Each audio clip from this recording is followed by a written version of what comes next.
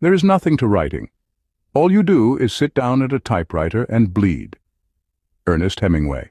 These potent words sprung from the mind of one of the most influential writers of the 20th century, Ernest Hemingway.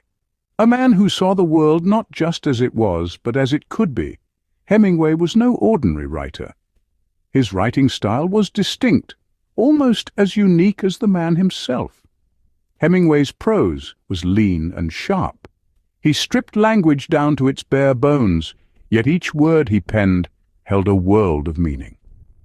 This was the essence of Hemingway's iceberg theory, a writing style that was as simple as it was profound. Much like an iceberg, where only 1/8 of its mass is visible above the water, Hemingway believed that the true depth of a story lay beneath the surface. The words on the page were merely the tip of the iceberg. The deeper meaning, the underlying truth, was not on display for all to see. It was hidden, lurking beneath the surface, waiting to be discovered by those willing to dive deep. Hemingway's quote about bleeding at the typewriter is a perfect reflection of his iceberg theory. He believed that writing was not about putting words on a page, but about revealing a part of your soul. It was about baring your heart, exposing your vulnerabilities, and allowing the reader to see the world through your eyes. Hemingway didn't just write his stories. He bled them onto the page.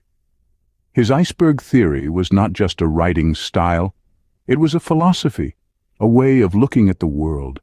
It was about not taking things at face value, but looking deeper, searching for the hidden truth. It was about understanding that there is always more than meets the eye. So Hemingway bled his stories, and in that process he left us with some of the most memorable quotes in literature. Every man's life ends the same way. It is only the details of how he lived and how he died that distinguish one man from another. Ernest Hemingway. These words, like a robust and confident stroke of a painter's brush, capture the essence of Hemingway's philosophy of life.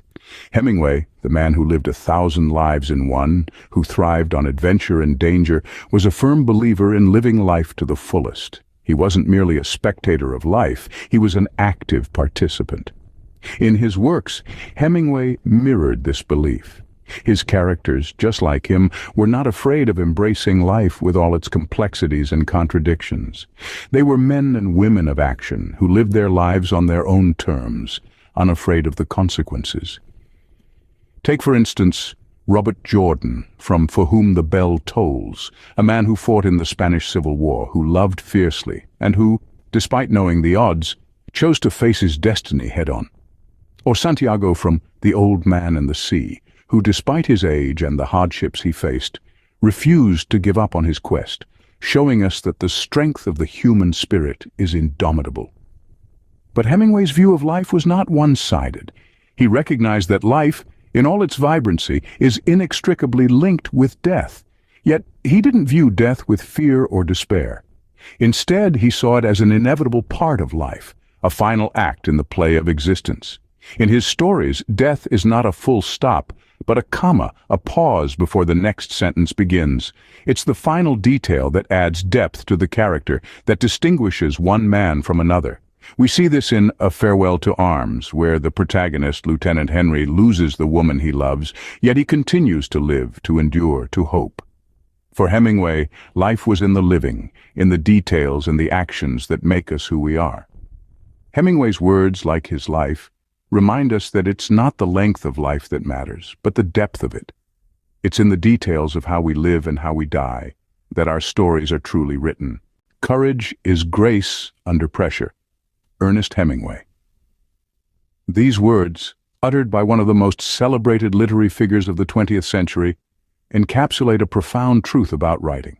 Ernest Hemingway saw the act of writing as an exercise in courage, a daring dance with the blank page that demanded as much grit as grace. Hemingway's works are marked by this courage, this willingness to confront the void of the blank page and fill it with words that resonate with life and truth. Each sentence he wrote was a testament to his bravery, a refusal to back down in the face of the unknown. He once said, "There is nothing to writing. All you do is sit down at a typewriter and bleed." And bleed he did, pouring his heart and soul into every word, every phrase, every paragraph.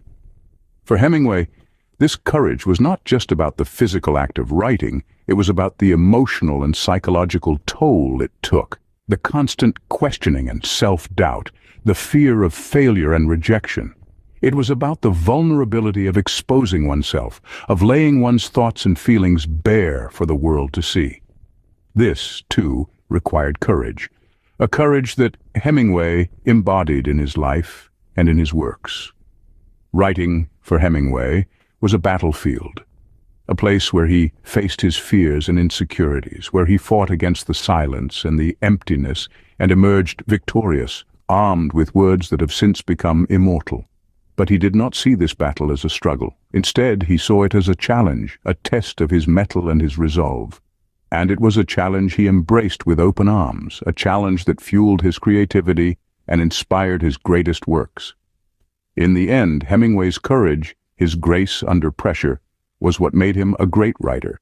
It was what allowed him to create works that have stood the test of time, works that continue to inspire and captivate readers around the world. It was what made him Ernest Hemingway. Writing for Hemingway was an act of bravery, a battle against the blank page. All you have to do is write one true sentence, write the truest sentence that you know. These are the immortal words of Ernest Hemingway, a man who relentlessly pursued truth in his writing. Hemingway firmly believed that truth was the most vital element of any piece of writing. His work was not just about telling a story, it was about unearthing the truth hidden within the story. But what does it mean to write the truest sentence? For Hemingway, it meant stripping away all the extraneous details, all the fluff, all the pretense. It meant getting to the core of what it means to be human. It meant shining a light on the raw, unvarnished reality of life, even if it was uncomfortable or unpalatable.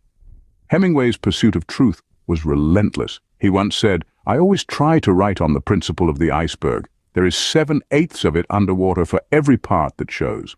This iceberg theory, as it came to be known, was a testament to his commitment to truth.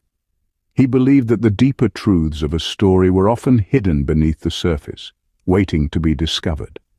Hemingway's pursuit of truth wasn't limited to his writing either. It extended to his life as well. He was a man who lived by his own truth, unafraid of the consequences. He traveled to far-flung places, fought in wars, and lived life on his own terms. His experiences shaped his writing, infusing it with a depth of truth that resonated with readers. But why did Hemingway place such a high value on truth? Perhaps it was because he understood the transformative power of truth. Truth has the power to change us, to make us see the world in a new light, to make us question our beliefs and assumptions. Hemingway knew that by writing the truth, he could provoke thought, stir emotions, and touch the hearts of his readers. To Hemingway, writing was a quest for truth, a quest that he undertook with every sentence he wrote. The first and final thing you have to do in this world is to last it and not be smashed by it. Ernest Hemingway. And indeed, Hemingway has lasted. His words, his stories, his philosophy, they have all stood the test of time, continuing to inspire and challenge us long after their creator has left our world. Hemingway's enduring legacy is a testament to the power of the written word, the courage to face life's challenges, and the relentless pursuit of truth. Throughout his life, Hemingway grappled with these themes, not just in his work, but in his own personal journey. His quotes, as we've explored, offer a window into his thoughts, his struggles, and his triumphs. They reveal a man who was not afraid to delve into the depths of the human experience, to expose its beauty, its brutality, and its raw, unvarnished truth. His words, his brave words, have echoed through the decades, resonating with readers of all ages and from all walks of life. Each quote, each story, each character is a piece of Hemingway, a fragment of his soul immortalized in ink. And it's through these fragments that we come to understand Hemingway, not just as a writer, but as a man. A man who, despite his flaws and his failings, strove to live life on his own terms. A man who sought to capture the essence of life in his writing, to convey the human experience in all its complexity and contradiction. A man who believed in the power of the written word to illuminate, to challenge, to heal.